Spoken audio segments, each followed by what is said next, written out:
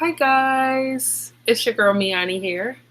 I am coming on to answer a question that I had on one of my videos. I believe it was my Instant Lock video when I hold on.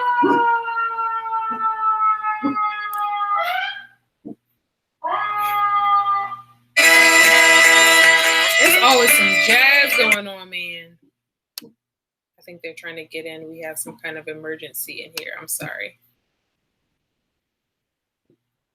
If that goes off one more time, I'm gonna go let them in, but they should be fine.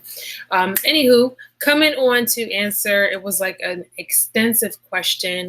This person was posting quite a few questions on this video, and I answered as many as I could have at that time, but then the last question was really, really long.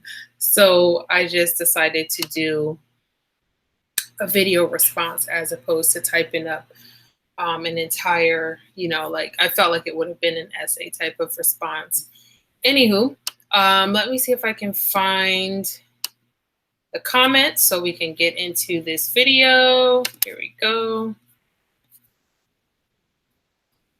Perfect. So the person that made the comment, or the question I should say, looks like their name is KV Chosen One.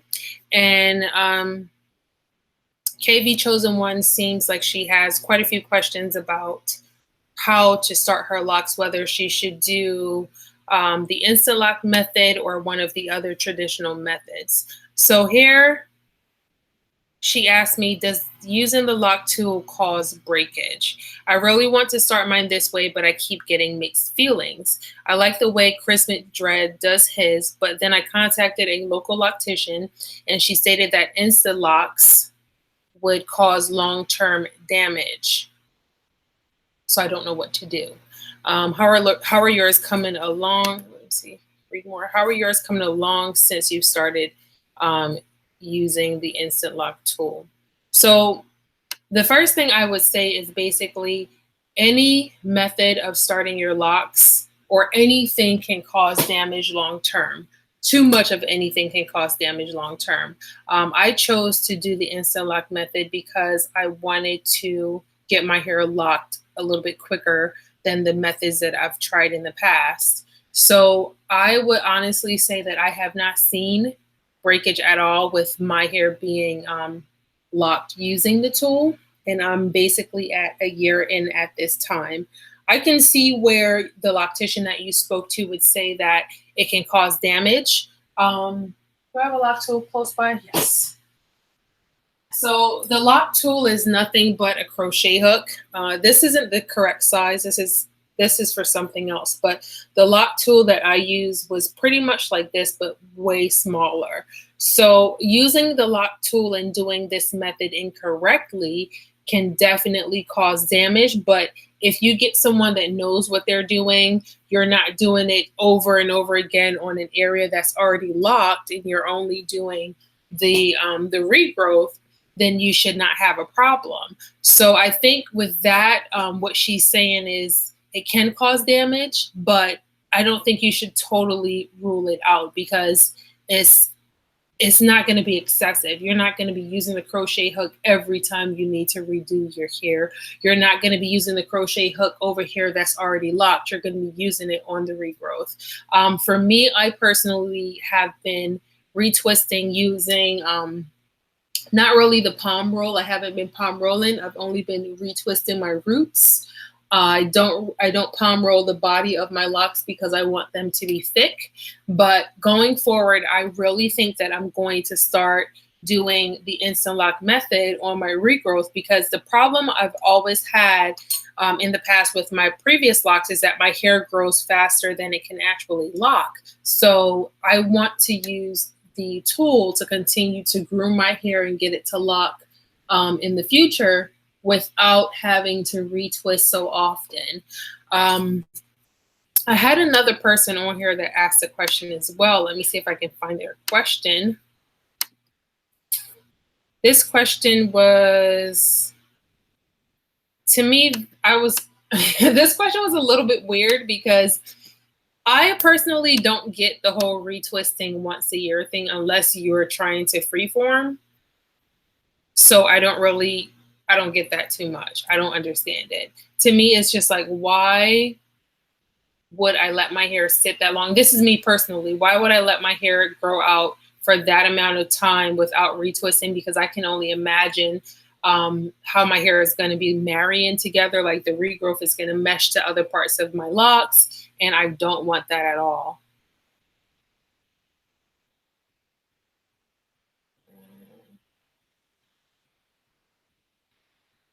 This one is asking me about my Afro puffs.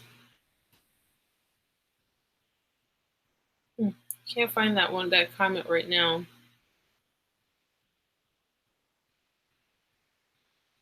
Oh, here goes the other one. This one is from Worship850.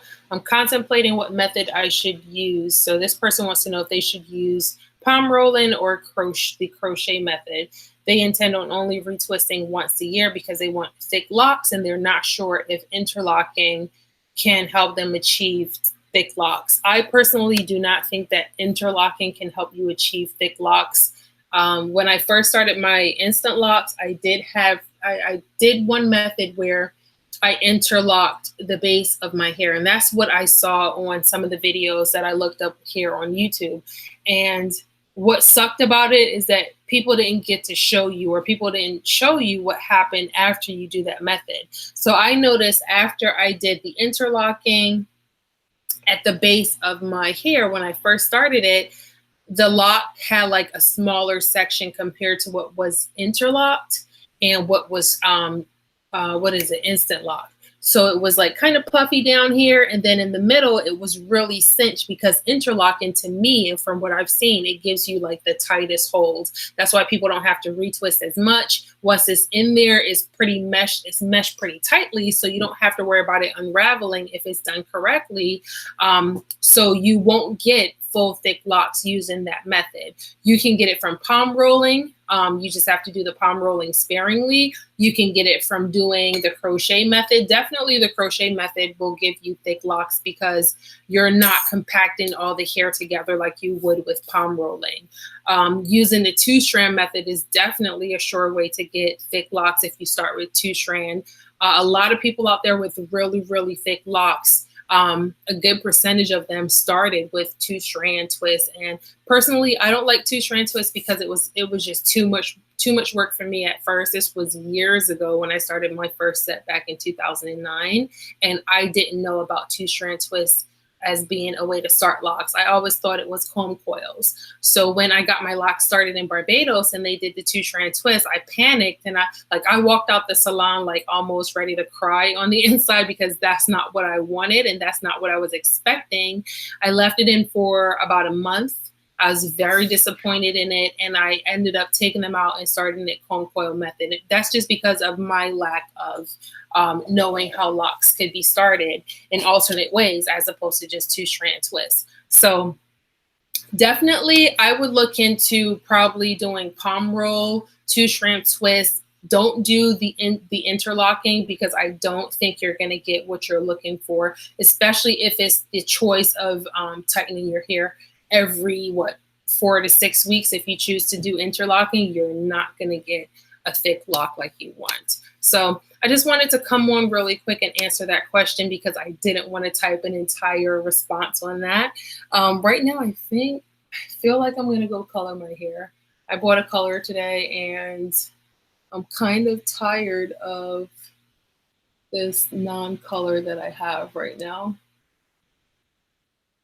I don't I don't care for it too much at all. It's like not doing too much of anything. See that? My lock beads. These are on my website. I know somebody's gonna ask, so I'm just gonna tell you guys right now, they are on my website. This is the new collection that I have. Tons of them are on there. So you can go to www.barbadian261 as it's spelled here.net, and you'll see it on the website. Let's see, 26, I'll put it in there. .net, Barbadian261.net. All right, guys, I'm gonna wrap this video up, maybe go start dyeing my hair, and Silent, what you doing? Call it a night. Until next time, it's your girl Me-Anie.